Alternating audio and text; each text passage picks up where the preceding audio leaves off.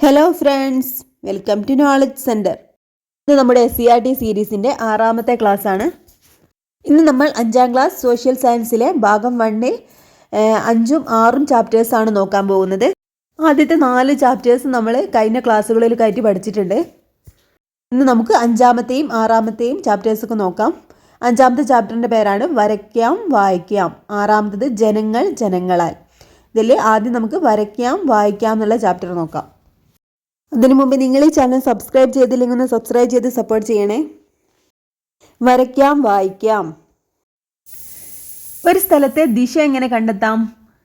സൂര്യൻ ഉദിക്കുന്ന ദിശ എവിടെയാണോ അതാണ് കിഴക്കായി നാം കണക്കാക്കുന്നത്. ഭൂപടത്തിലെ ദിശകൾ. ഭൂപടത്തിൽ സാധാരണയായി ദിശ കാണിക്കുന്ന അടയാളം നൽകിയിരിക്കും.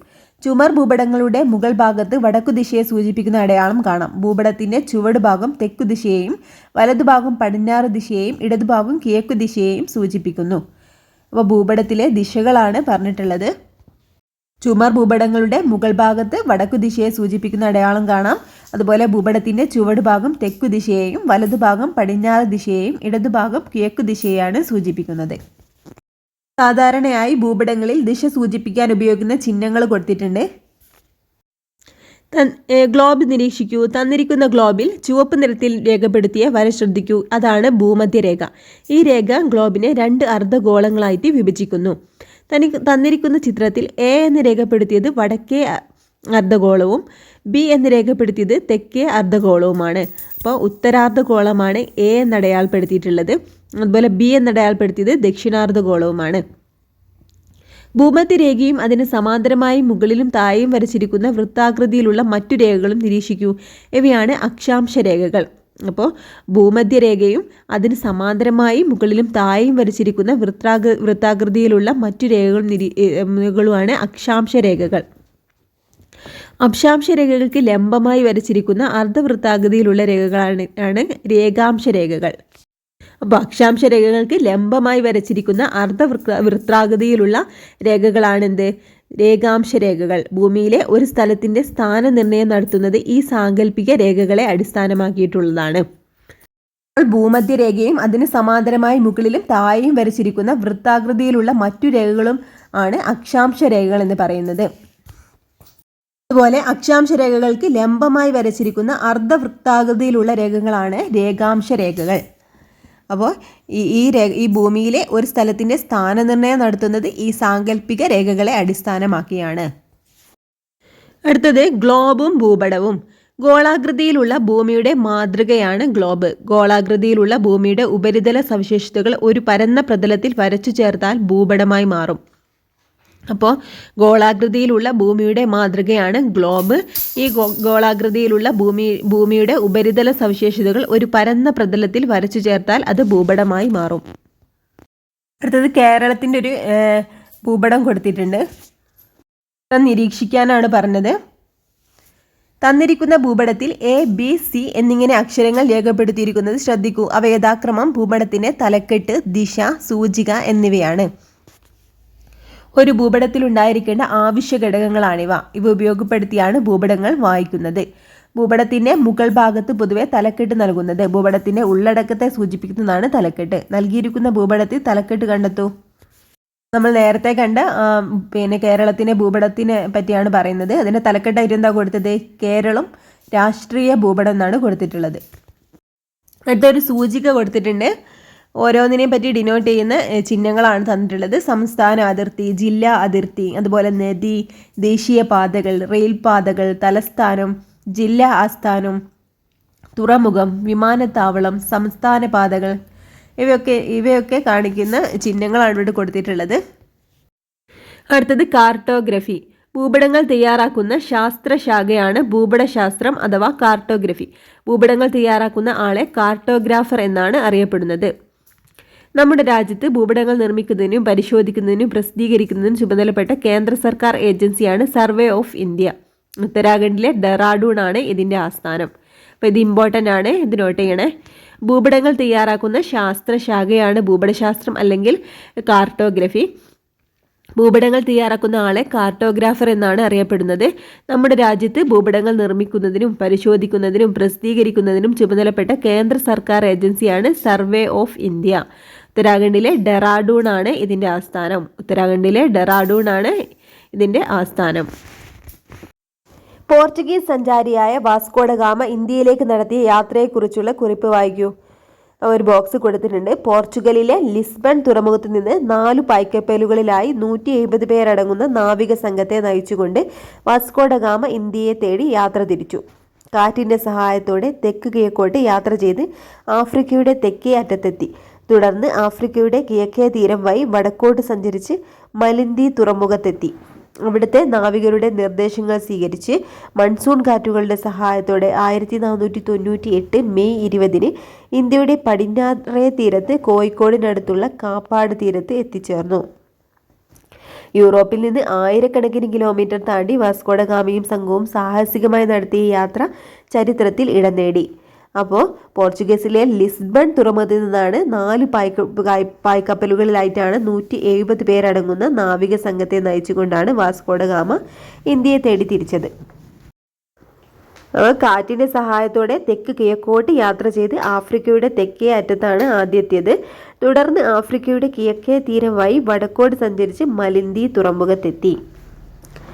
അവിടുത്തെ നാവികരുടെ നിർദ്ദേശങ്ങൾ സ്വീകരിച്ചാണ് മൺസൂൺ കാറ്റുകളുടെ സഹായത്തോടെ 1498 മെയ് 20 ഇദ്ദേഹം ഇന്ത്യയുടെ പടിഞ്ഞാറേ തീരത്ത് കോഴിക്കോടിനടുത്തുള്ള കാപ്പാട് തീരത്ത് എത്തിച്ചേർന്നത്. ഒരു ബോക്സ് ഇമ്പോർട്ടൻ്റ് ആണ്, നോട്ട് ചെയ്യണേ. വാസ്കോഡ ഗാമയുടെ സമുദ്ര സഞ്ചാരപാത എന്നുള്ള ഒരു ചിത്രം കൊടുത്തിട്ടുണ്ട്. ശേഷിച്ച ലോക ഭൂപടത്തിൽ സമുദ്രങ്ങളോടൊപ്പം വിശാലമായ കരഭാഗങ്ങൾ കൂടി കാണുന്നില്ലേ? ഇത്തരത്തിലുള്ള അതിവിശാലമായ കരഭാഗങ്ങളാണ് വൻകരകൾ അഥവാ ഭൂഖണ്ഡങ്ങൾ. അതുപോലെ ഇത്തരത്തിലുള്ള അതിവിശാലമായ കരഭാഗങ്ങളാണ് വൻകരകൾ അഥവാ ഭൂഖണ്ഡങ്ങൾ. കുട്ടികൾക്കുള്ള ഒരു വർക്ക് കൊടുത്തിട്ടുണ്ട്. തന്നിട്ടുള്ള ചിത്രം നിരീക്ഷിക്കൂ. നൽകിയിരിക്കുന്ന ഭൂഖണ്ഡങ്ങളുടെ നിറം ഭൂപടത്തിൽ അതത് ഭൂഖണ്ഡങ്ങൾക്ക് നൽകൂ. നിറം നൽകിയതിനു ശേഷം ഭൂഖണ്ഡങ്ങളുടെ പേരും കൂടി എഴുതി ചേർക്കുമല്ലോ. ഭൂഖണ്ഡങ്ങൾ അവിടെ നൽകിയിട്ടുള്ളത് ആഫ്രിക്ക, ഏഷ്യ, ഓസ്ട്രേലിയ, അന്റാർട്ടിക്ക, തെക്കേ അമേരിക്ക, യൂറോപ്പ്, വടക്കേ അമേരിക്ക. ജനജീവിതത്തിൽ ഭൂപടങ്ങൾക്ക് വലിയ പ്രാധാന്യമാണുള്ളത്. ഭൂമിശാസ്ത്ര പഠനം, പ്രതിരോധം, വിനോദസഞ്ചാരം, ഭരണനിർവഹണം, ഗതാഗതം തുടങ്ങിയ മേഖലകളിൽ വ്യത്യസ്ത തരം ഭൂപടങ്ങൾ ഉപയോഗിക്കുന്നുണ്ട്. പ്രളയം, ഉരുൾപൊട്ടൽ തുടങ്ങിയ പ്രകൃതി ദുരന്തങ്ങളും മറ്റു അപകടങ്ങളും ഉണ്ടാകുമ്പോൾ ദുരന്തമുഖത്ത് വേഗത്തിൽ എത്തിച്ചേരാനും ദുരിതാശ്വാസ പ്രവർത്തനങ്ങളിൽ ഏർപ്പെടാനും ഭൂപടങ്ങളും റൂട്ട് മാപ്പുകളും ഉപയോഗിക്കുന്നു. നിത്യജീവിതത്തിൽ ഭൂപട വായനയിലൂടെ കടന്നു പോകേണ്ട സന്ദർഭങ്ങൾ പലപ്പോഴും ഉണ്ടാകാറുണ്ട്. ആധുനിക ലോകത്ത് ജീവിതം കെട്ടിപ്പടുക്കുന്നതിന് ഭൂപട വായന അനിവാര്യമായൊരു ഘടകമായി മാറിയിരിക്കുന്നു. ത്തിൻ്റെ പ്രാധാന്യത്തെക്കുറിച്ചാണ് പറയുന്നത്. ഭൂമിശാസ്ത്ര പഠനം, പ്രതിരോധം, വിനോദസഞ്ചാരം, ഭരണനിർവഹണം, ഗതാഗതം തുടങ്ങിയ മേഖലകളിൽ വ്യത്യസ്ത തരം ഭൂപടങ്ങളാണ് ഉപയോഗിക്കുന്നത് പറയുന്നത്. അതുപോലെ പ്രളയം, ഉരുൾപൊട്ടൽ തുടങ്ങിയ പ്രകൃതി ദുരന്തങ്ങളും മറ്റു അപകടങ്ങളൊക്കെ ഉണ്ടാകുമ്പോൾ ദുരന്തമുഖത്ത് വേഗത്തിൽ എത്തിച്ചേരാനും ദുരിതാശ്വാസ പ്രവർത്തനങ്ങളിൽ ഏർപ്പെടാനും ഭൂപടങ്ങളും അതുപോലെ റൂട്ട് മാപ്പുകളും ഒക്കെയാണ് ഉപയോഗിക്കുന്നത്. അപ്പോൾ ഈ ഒരു ചാപ്റ്റർ ഇവിടെ കംപ്ലീറ്റ് ആയിട്ടുണ്ട്. ഇനി നമുക്ക് നെക്സ്റ്റ് ചാപ്റ്റർ എന്താണെന്ന് നോക്കാം. 6ാമത്തെ ചാപ്റ്ററാണ് ജനങ്ങൾ ജനങ്ങളാൽ. ഈ ഒരു പാഠത്തിന് ആദ്യം തന്നെ കൊടുത്തിട്ടുള്ളത് പഞ്ചായത്ത് ഇടപെട്ടു കുടിവെള്ളക്ഷാമത്തിന് പരിഹാരമായി. പ്രാഥമിക ആരോഗ്യ കേന്ദ്രത്തിൽ എല്ലാ ദിവസവും ഡോക്ടർമാരുടെ സേവനം ഉറപ്പാക്കും. പഞ്ചായത്ത് പ്രസിഡന്റ്. സമ്പൂർണ്ണ വൈദ്യുതിവൽക്കരണം പ്രഖ്യാപനം ഉടൻ. റോഡരികിലെ മാലിന്യ പ്രശ്നം CCTV ക്യാമറകൾ ഉടൻ സ്ഥാപിക്കണമെന്ന് ജനങ്ങൾ ആവശ്യപ്പെട്ടു. വാർഡ് സഭയിൽ ഉയർന്നുവന്ന നിർദ്ദേശങ്ങൾ മുൻഗണനാ ക്രമത്തിൽ പരിഗണിക്കുമെന്ന് കൗൺസിലർ ഉറപ്പു നൽകി. അപ്പോൾ ഒരു പ്രദേശത്തെ ഗ്രാമസഭയിൽ അല്ലെങ്കിൽ വാർഡ് സഭയിൽ ഉയർന്നു വന്ന പ്രധാന ചർച്ചകളിലുള്ള കുറച്ച് പോയിന്റ്സ് ആണ് ഇവിടെ തന്നിട്ടുള്ളത്. തദ്ദേശ സ്വയംഭരണ സ്ഥാപനങ്ങൾ. ഗ്രാമപ്രദേശങ്ങളിലെ ത്രിതല പഞ്ചായത്ത് സംവിധാനങ്ങളാണ് ഗ്രാമപഞ്ചായത്ത്, ബ്ലോക്ക് പഞ്ചായത്ത്, ജില്ലാ പഞ്ചായത്ത് തുടങ്ങിയവയും നഗരപ്രദേശങ്ങളിലെ ഭരണസ്ഥാപനങ്ങളായ മുനിസിപ്പാലിറ്റികൾ, കോർപ്പറേഷനുകൾ എന്നിവയും ഉൾക്കൊള്ളുന്നവയാണ് തദ്ദേശ സ്വയംഭരണ സ്ഥാപനങ്ങൾ. അപ്പോൾ ഏതൊക്കെയാണ് തദ്ദേശ സ്വയംഭരണ സ്ഥാപനങ്ങൾ? എന്താണ്? ഗ്രാമപ്രദേശങ്ങളിലെ ത്രിതല പഞ്ചായത്ത് സംവിധാനങ്ങളായ ഗ്രാമപഞ്ചായത്ത്, ബ്ലോക്ക് പഞ്ചായത്ത്, ജില്ലാ പഞ്ചായത്ത് തുടങ്ങിയവയും നഗരപ്രദേശങ്ങളിലെ ഭരണസ്ഥാപനങ്ങളായ മുനിസിപ്പാലിറ്റികൾ, കോർപ്പറേഷനുകൾ എന്നിവയും ഉൾക്കൊള്ളുന്നതാണ്. ഒരു ബോക്സ് കൊടുത്തിട്ടുണ്ട്, ഇമ്പോർട്ടൻ്റ് ആണ്. ജനങ്ങൾക്ക് വേണ്ടി ജനങ്ങളാൽ നടത്തപ്പെടുന്ന ജനങ്ങളുടെ ഭരണമാണ് ജനാധിപത്യം. ആരാണിത് പറഞ്ഞത്? എബ്രഹാം ലിങ്കൺ ആണ് പറഞ്ഞിട്ടുള്ളത്. ജനങ്ങൾക്ക് വേണ്ടി ജനങ്ങളാൽ നടത്തപ്പെടുന്ന ജനങ്ങളുടെ ഭരണമാണ് ജനാധിപത്യം എന്ന് പറഞ്ഞത് എബ്രഹാം ലിങ്കൺ. ഇത് പ്രീവിയസ് ക്വസ്റ്റ്യൻ ആണ്, നോട്ട് ചെയ്യുക. ജനാധിപത്യത്തെക്കുറിച്ചുള്ള എൻ്റെ സങ്കല്പം അതിനു കീഴിൽ ഏറ്റവും ദുർബലനും ശക്തനും തുല്യമായ അവസരം ഉണ്ടായിരിക്കണം എന്നതാണ് മഹാത്മാഗാന്ധി പറഞ്ഞിട്ടുള്ളതാണിത്. എന്താണ് മഹാത്മാഗാന്ധി പറഞ്ഞത്? ജനാധിപത്യത്തെക്കുറിച്ചുള്ള എൻ്റെ സങ്കല്പം അതിനു കീഴിൽ ഏറ്റവും ദുർബലനും ശക്തനും തുല്യമായ അവസരം ഉണ്ടായിരിക്കണം എന്നതാണ്. അടുത്തത്, പുരാതന ഗ്രീസിലെ ഏതൻസിലാണ് ജനാധിപത്യത്തിൻ്റെ ആദ്യ രൂപം ഉദയം ചെയ്തത്. എവിടെയാണ്? പുരാതന ഗ്രീസിലെ ഏതൻസിലാണ് ജനാധിപത്യത്തിൻ്റെ ആദ്യ രൂപം ഉദയം ചെയ്തത്. പൊതുകാര്യങ്ങൾ തീരുമാനമെടുക്കുന്ന പ്രക്രിയയിൽ എല്ലാ വിഭാഗം ജനങ്ങളെയും പങ്കെടുപ്പിച്ചിരുന്നെങ്കിലും ജനാധിപത്യം എന്ന ആശയം സംഭാവന ചെയ്യുന്നതിൽ ഏതൻസ് പ്രധാന പങ്കുവഹിച്ചിട്ടുണ്ട്. ഇന്ന് നിലവിലുള്ള ജനാധിപത്യ രീതിയുടെ തുടക്കം യുണൈറ്റഡ് കിങ്ഡത്തിൻ്റെ ഭാഗമായ ഇംഗ്ലണ്ടിൽ നിന്നാണ്. അപ്പോൾ ഇന്ന് നിലവിലുള്ള ജനാധിപത്യ രീതിയുടെ തുടക്കം എവിടെ നിന്നാണ്? യുണൈറ്റഡ് കിങ്ഡത്തിൻ്റെ ഭാഗമായി ഇംഗ്ലണ്ടിൽ നിന്നാണ്. തിരഞ്ഞെടുപ്പ്, ജനപ്രതിനിധികളുടെ ഭരണം, പാർലമെൻറ്റ് എന്നീ സംവിധാനങ്ങൾ രൂപം കൊണ്ടത് ഇംഗ്ലണ്ടിലാണ്. അങ്ങനെയുള്ള പോയിന്റ്സ് ആയിരിക്കും നമുക്ക് സ്റ്റേറ്റ്മെൻറ്റ് വെസ് ക്വസ്റ്റ്യൻ ആയിട്ട് വരാൻ സാധ്യതയുള്ളത്. അതുകൊണ്ട് ഇമ്പോർട്ടൻ്റ് ആണ്, നോട്ട് ചെയ്യാം. പുരാതന ഗ്രീക്ക് ചരിത്രകാരനായ ഹെറോഡോട്ടസ് ആണ് ഡെമോക്രസി അല്ലെങ്കിൽ ജനാധിപത്യം എന്ന പദം ആദ്യമായിട്ട് ഉപയോഗിച്ചത്. അപ്പോൾ ഗ്രീക്ക് ചരിത്രകാരനായ ഹെറോഡോട്ടസ് ആണ് ഡെമോക്രസി അല്ലെങ്കിൽ ജനാധിപത്യം എന്ന പദം ആദ്യമായിട്ട് ഉപയോഗിച്ചത്. ഡെമോസ് അല്ലെങ്കിൽ ജനങ്ങൾ, അതുപോലെ ക്രാറ്റോസ് അധികാരം എന്നീ ഗ്രീക്ക് പദങ്ങൾ ചേർന്നാണ് ഡെമോക്രസി അല്ലെങ്കിൽ ജനങ്ങളുടെ അധികാരം അല്ലെങ്കിൽ ഭരണം എന്ന വാക്ക് രൂപപ്പെട്ടത്. അപ്പോൾ ഏതൊക്കെ വാക്കുകളാണ്? ഡെമോസിൻ്റെ അർത്ഥം എന്താണ്? ജനങ്ങൾ. അതുപോലെ ക്രാറ്റോസിൻ്റെ അർത്ഥം അധികാരം. ഈ ഡെമോസും ക്രാറ്റോസ് എന്നീ ഗ്രീക്ക് പദങ്ങൾ ചേർന്നാണ് ഡെമോക്രസി എന്ന വാക്ക് രൂപപ്പെട്ടത്. അപ്പോൾ ജനങ്ങളുടെ അധികാരം എന്നാണ് ഈ ഒരു വാക്കിൻ്റെ അർത്ഥം.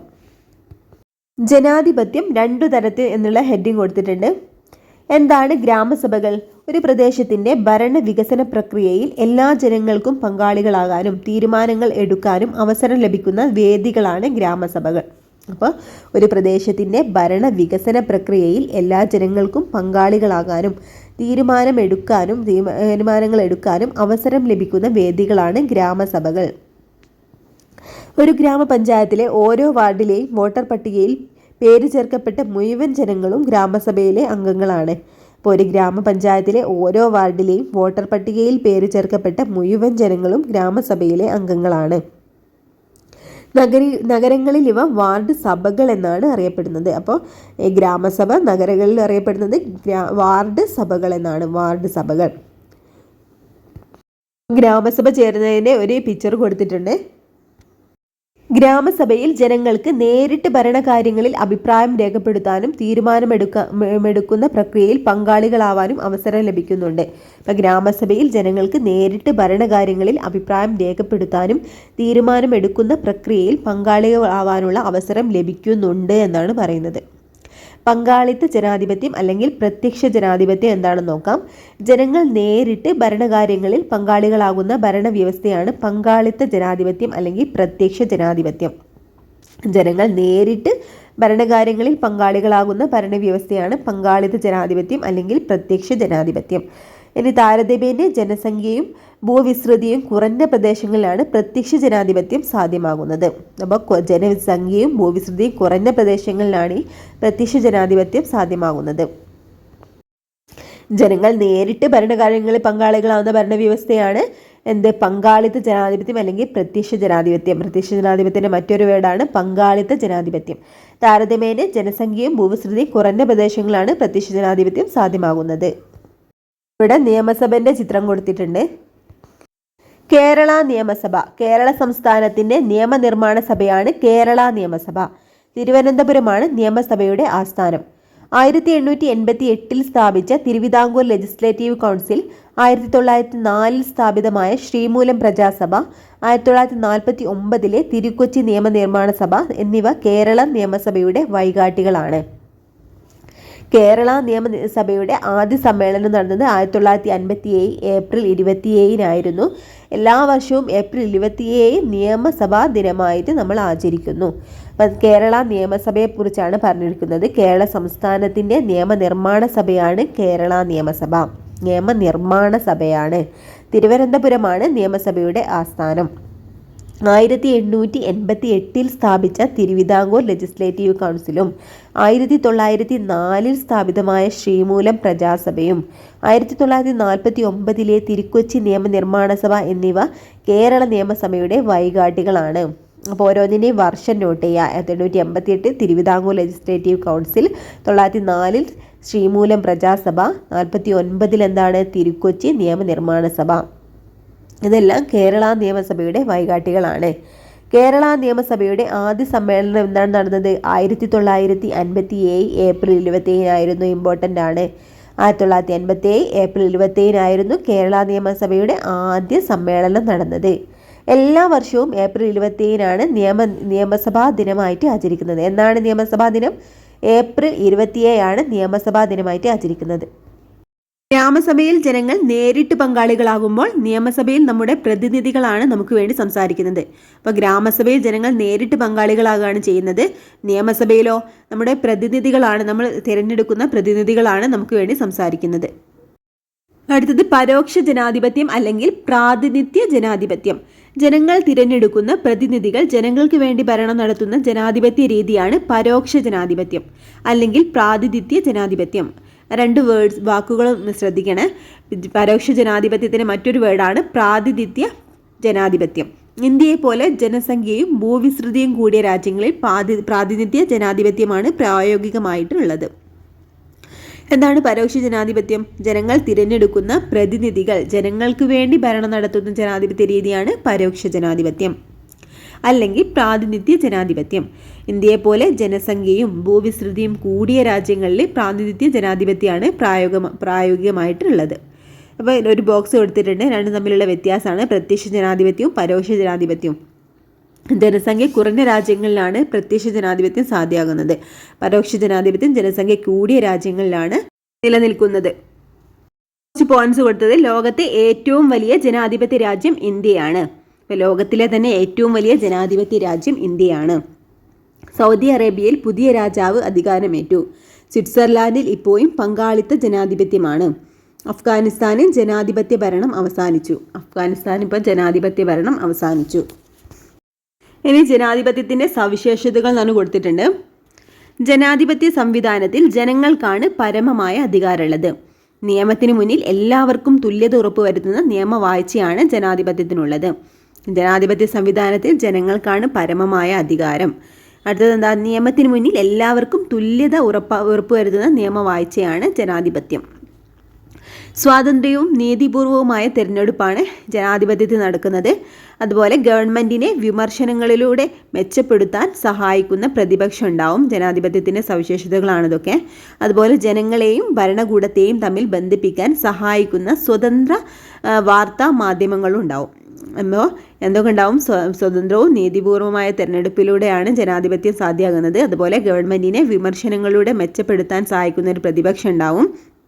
അതുപോലെ ജനങ്ങളെയും ഭരണകൂടത്തെയും തമ്മിൽ ബന്ധിപ്പിക്കാൻ സഹായിക്കുന്ന സ്വതന്ത്ര വാർത്താ മാധ്യമങ്ങളുണ്ടാവും. അതുപോലെ സ്വതന്ത്രവും നിഷ്പക്ഷവുമായ നീതിന്യായ വ്യവസ്ഥയുണ്ടാവും. ഏറ്റവും വലിയ ഒരു പ്രത്യേകതയാണ് സ്വതന്ത്രവും നിഷ്പക്ഷവുമായ നീതിന്യായ വ്യവസ്ഥയും ഉണ്ടാവും. ജനാധിപത്യത്തിൻ്റെ സവിശേഷതകളാണ് ഇത്രയെല്ലാം. ഇമ്പോർട്ടൻ്റ് ആണ്, നോട്ട് ചെയ്യാം. അടുത്തതൊരു ബോക്സിൽ സാർവത്രിക പ്രായപൂർത്തി വോട്ടവകാശം എന്താണെന്ന് കൊടുത്തിട്ടുണ്ട്. യാതൊരു വിവേചനങ്ങളുമില്ലാതെ നിശ്ചിത പ്രായം പൂർത്തിയായ എല്ലാവർക്കും തിരഞ്ഞെടുപ്പിൽ വോട്ട് ചെയ്യാനുള്ള അവകാശത്തെയാണ് സാർവത്രിക പ്രായപൂർത്തി വോട്ടവകാശം എന്ന് പറയുന്നത്. 1989 വരെ ഇന്ത്യയിൽ വോട്ടവകാശത്തിനുള്ള പ്രായം 21 വയസ്സായിരുന്നു. ഇപ്പോൾ ഇത് 18 വയസ്സാണ്. അപ്പോൾ യാതൊരു വിവേചനങ്ങളുമില്ലാതെ നിശ്ചിത പ്രായം പൂർത്തിയായ എല്ലാവർക്കും തിരഞ്ഞെടുപ്പിൽ വോട്ട് ചെയ്യാനുള്ള അവകാശത്തെയാണ് സാർവത്രിക പ്രായപൂർത്തി വോട്ടവകാശം എന്ന് പറയുന്നത്. 1989 വരെ ഇന്ത്യയിൽ വോട്ടവകാശത്തിനുള്ള പ്രായം 21 വയസ്സായിരുന്നു. ഇപ്പോൾ ഇത് 18 വയസ്സാണ്. അപ്പോൾ 1989 വരെ ഇന്ത്യയിൽ വോട്ടവകാശത്തിനുള്ള പ്രായം 21 വയസ്സായിരുന്നു. അപ്പോൾ നമ്മുടെ രാജ്യത്തെ തിരഞ്ഞെടുപ്പിൻ്റെ വിവിധ ഘട്ടങ്ങളാണ് കൊടുത്തിട്ടുള്ളത്. തിരഞ്ഞെടുപ്പ് ഉദ്യോഗസ്ഥരെ നിയമിക്കൽ. ഒന്നാമത്തത് തിരഞ്ഞെടുപ്പ് ഉദ്യോഗസ്ഥരെ നിയമിക്കൽ. പിന്നെ തിരഞ്ഞെടുപ്പ് വിജ്ഞാപനമാണ്. മൂന്നാമത്തത് നാമനിർദ്ദേശ പത്രിക സമർപ്പിക്കൽ, പത്രിക സൂക്ഷ്മ പരിശോധന, നാമനിർദ്ദേശ പത്രിക പിൻവലിക്കൽ, തിരഞ്ഞെടുപ്പ് പ്രചരണം, വോട്ടെടുപ്പ്, വോട്ടെണ്ണലും ഫലപ്രഖ്യാപനവും. ഇത്രയാണ്. അപ്പോൾ എത്ര ഘട്ടങ്ങളാണുള്ളത്? 8 ആണല്ലേ. 8 സ്റ്റെപ്സ് ആണുള്ളത്. തിരഞ്ഞെടുപ്പ് ഉദ്യോഗസ്ഥരെ നിയമിക്കൽ ഒന്നാമത്തത്, തിരഞ്ഞെടുപ്പ് വിജ്ഞാപനം, പിന്നെന്താണ് നാമനിർദ്ദേശ പത്രിക സമർപ്പിക്കൽ, പത്രിക സൂക്ഷ്മ പരിശോധന, നാമനിർദ്ദേശ പത്രിക പിൻവലിക്കൽ, തിരഞ്ഞെടുപ്പ് പ്രചരണം, വോട്ടെടുപ്പ്, വോട്ടെണ്ണലും ഫലപ്രഖ്യാപനവും. അപ്പോൾ ഒന്ന് നോട്ട് ചെയ്യുക. അടുത്തൊരു ഹെഡിങ് ആണ് തിരഞ്ഞെടുപ്പുകൾ എന്തിന്. ജനാധിപത്യ സമ്പ്രദായത്തിൽ ഭരണാധികാരികളെ തിരഞ്ഞെടുക്കുന്ന പ്രക്രിയയാണ് തിരഞ്ഞെടുപ്പ്. ജനാധിപത്യ സമ്പ്രദായത്തിൽ ഭരണാധികാരികളെ തിരഞ്ഞെടുക്കുന്ന പ്രക്രിയയാണ് തിരഞ്ഞെടുപ്പ്. ഇതിന് പുറമെ മറ്റു ചില ധർമ്മങ്ങളും തിരഞ്ഞെടുപ്പുകൾ നിർവഹിക്കുന്നുണ്ട്. അപ്പോൾ തിരഞ്ഞെടുപ്പിൻ്റെ മറ്റു ചില ധർമ്മങ്ങൾ എന്താണെന്ന് നോക്കാം. ഗവൺമെൻറ്റുകൾ രൂപീകരിക്കുന്നു, എല്ലാവർക്കും പ്രാതിനിധ്യം നൽകുന്നു, ഭരണകർത്താക്കളെ വളർത്തിയെടുക്കുന്നു, ജനാധിപത്യം ശക്തിപ്പെടുത്തുന്നു, അതുപോലെ വോട്ടർമാരെ ബോധവൽക്കരിക്കുന്നു. അപ്പോൾ പിന്നെന്താ പറഞ്ഞിട്ടുള്ളത്, ഭരണാധികാരികളെ തിരഞ്ഞെടുക്കുന്ന പ്രക്രിയ അല്ലാതെ തന്നെ തിരഞ്ഞെടുപ്പിൻ്റെ മറ്റു ധർമ്മങ്ങളാണ് നോക്കുന്നത്. ഗവൺമെൻറ്റുകൾ രൂപീകരിക്കുന്നു, എല്ലാവർക്കും പ്രാതിനിധ്യം നൽകുന്നു, ഭരണകർത്താക്കളെ വളർത്തിയെടുക്കുന്നു, ജനാധിപത്യം ശക്തിപ്പെടുത്തുന്നു, അതുപോലെ വോട്ടർമാരെ ബോധവൽക്കരിക്കുകയും ചെയ്യുന്നു. ഇത്രയാണ് തിരഞ്ഞെടുപ്പിൻ്റെ മറ്റു ധർമ്മങ്ങളായിട്ട് കൊടുത്തിട്ടുള്ളത്. കേന്ദ്ര തിരഞ്ഞെടുപ്പ് കമ്മീഷൻ രാഷ്ട്രപതി, ഉപരാഷ്ട്രപതി എന്നീ പദവികളിലേക്കും പാർലമെന്റ്, സംസ്ഥാന നിയമസഭകൾ എന്നിവിടങ്ങളിലേക്കും സ്വതന്ത്രവും നീതിപൂർവവുമായ തിരഞ്ഞെടുപ്പ് നടത്തുകയാണ് തിരഞ്ഞെടുപ്പ് കമ്മീഷന്റെ ചുമതല. അപ്പോൾ രാഷ്ട്രപതി, ഉപരാഷ്ട്രപതി എന്നീ പദവികളിലേക്കും അതുപോലെ പാർലമെന്റ്, പാർലമെന്റും സംസ്ഥാന നിയമസഭകൾ എന്നിവിടങ്ങളിലേക്കും സ്വതന്ത്രവും നീതിപൂർവകവുമായ തിരഞ്ഞെടുപ്പ് നടത്തുകയാണ് തിരഞ്ഞെടുപ്പ് കമ്മീഷന്റെ ചുമതല. 3 അംഗങ്ങളുള്ള തിരഞ്ഞെടുപ്പ് കമ്മീഷനിൽ മുഖ്യ തിരഞ്ഞെടുപ്പ് കമ്മീഷൻ ഉൾപ്പെടെ എല്ലാവരെയും നിയമിക്കുന്നത് രാഷ്ട്രപതിയാണ്. അപ്പോൾ 3 അംഗങ്ങളാണ് തിരഞ്ഞെടുപ്പ് കമ്മീഷനിൽ ഉണ്ടാവുക. അതിലുള്ള മുഖ്യ തിരഞ്ഞെടുപ്പ് കമ്മീഷൻ ഉൾപ്പെടെ എല്ലാവരെയും നിയമിക്കുന്നത് രാഷ്ട്രപതിയാണ്. അത് ഇമ്പോർട്ടൻ്റ് ആണ്, ഒന്നുകൂടി നോക്കാം. രാഷ്ട്രപതി, ഉപരാഷ്ട്രപതി എന്നീ പദവികളിലേക്കും പാർലമെന്റ്, സംസ്ഥാന നിയമസഭകൾ എന്നിവിടങ്ങളിലേക്കും സ്വതന്ത്രവും നീതിപൂർവമായ തിരഞ്ഞെടുപ്പ് നടത്തുന്നത് തിരഞ്ഞെടുപ്പ് കമ്മീഷന്റെ ചുമതലയാണ്. തിരഞ്ഞെടുപ്പ് കമ്മീഷന്റെ ചുമതല എന്ന് പറഞ്ഞാൽ പ്രസ്താവന ക്വസ്റ്റ്യൻ ചോദിച്ചിട്ടുണ്ടെങ്കിൽ നോട്ട് ചെയ്യട്ടോ. 3 അംഗങ്ങളുള്ള തിരഞ്ഞെടുപ്പ് കമ്മീഷനിൽ മുഖ്യ തിരഞ്ഞെടുപ്പ് കമ്മീഷണർ ഉൾപ്പെടെ എല്ലാവരെയും നിയമിക്കുന്നത് രാഷ്ട്രപതിയാണ്. ഭരണാധികാരികളെ തിരഞ്ഞെടുക്കുന്നതിലുമപ്പുറം ജീവിതത്തിൻ്റെ എല്ലാ തലങ്ങളിലും ജനാധിപത്യം പുലർത്തേണ്ടതുണ്ട്. ആഹാരം, വസ്ത്രം, തൊഴിൽ എന്നിവ തിരഞ്ഞെടുക്കുവാനുള്ള സ്വാതന്ത്ര്യവും അഭിപ്രായങ്ങൾ തുറന്നു പറയാൻ കഴിയുന്ന സാഹചര്യവും ജനാധിപത്യ സമൂഹത്തിൻ്റെ സവിശേഷതകളാണ്. എന്താണ് ഭരണാധികാരികളെ തിരഞ്ഞെടുക്കുന്നതിനപ്പുറം ജീവിതത്തിൻ്റെ എല്ലാ തലങ്ങളിലും ജനാധിപത്യം പുലർത്തേണ്ടതുണ്ട് എന്നാണ് പറയുന്നത്. ആഹാരം, വസ്ത്രം, തൊഴിൽ എന്നിവ തിരഞ്ഞെടുക്കുവാനുള്ള സ്വാതന്ത്ര്യവും അഭിപ്രായങ്ങൾ തുറന്നു പറയാൻ കഴിയുന്ന സാഹചര്യവും ജനാധിപത്യ സമൂഹത്തിൻ്റെ സവിശേഷതകളാണ്. കൂടാതെ തുല്യ പദവി, തുല്യ അവസരം, വിഭവങ്ങൾക്ക് മേലുള്ള തുല്യമായ അവകാശം എന്നീ സാഹചര്യങ്ങൾ കൂടി അനുഭവവേദ്യമാകുമ്പോഴാണ് ജനാധിപത്യം അർത്ഥപൂർണമാകുന്നത്. അതായത് തുല്യ പദവി, തുല്യ അവസരം, വിഭവങ്ങൾക്ക് മേലുള്ള തുല്യമായ അവകാശം എന്നീ സാഹചര്യങ്ങൾ കൂടി അനുഭവവേദ്യമാകുമ്പോൾ ജനാധിപത്യം അർത്ഥപൂർണമാകുന്നതെന്നാണ് പറയുന്നത്. അപ്പോൾ ഇത്രയാണ് ഈ ഒരു ചാപ്റ്ററിൽ പഠിക്കാനുള്ളത്.